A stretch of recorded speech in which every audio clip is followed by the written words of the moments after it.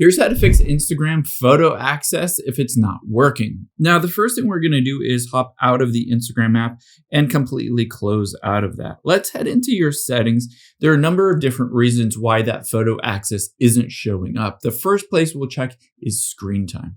So let's scroll down here until we get to screen time, and then tap on content and privacy restrictions.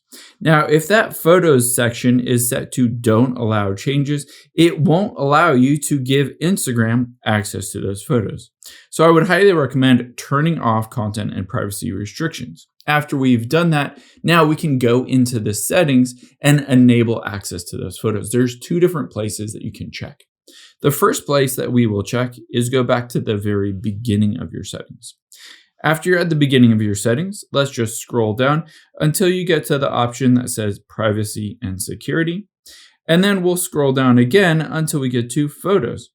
From here, you'll be able to see the Instagram option. It's currently set to none. You can choose limited access, which will allow you to choose specific photos to give it access to, or you can switch it to full access if you wanted to give it full access to all your photos. However, if it doesn't show up on that list, there is a second place that we can check to enable it.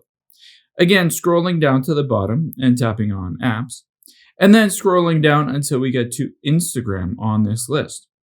Now, from here, there's the photos option. You can just tap on it and again, tap on full access. If you go through all of these steps, but you're still finding that it's not showing up for you, the last step definitely gets that fixed.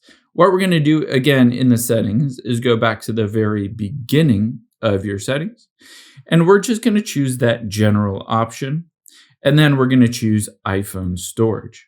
After we've done that, all we need to do is scroll down until we find Instagram, and we're going to offload this app and then reinstall it. By going through this process, it clears the cache and temporary files and force updates it, fixing a lot of times bugs and glitches, including access to those photos.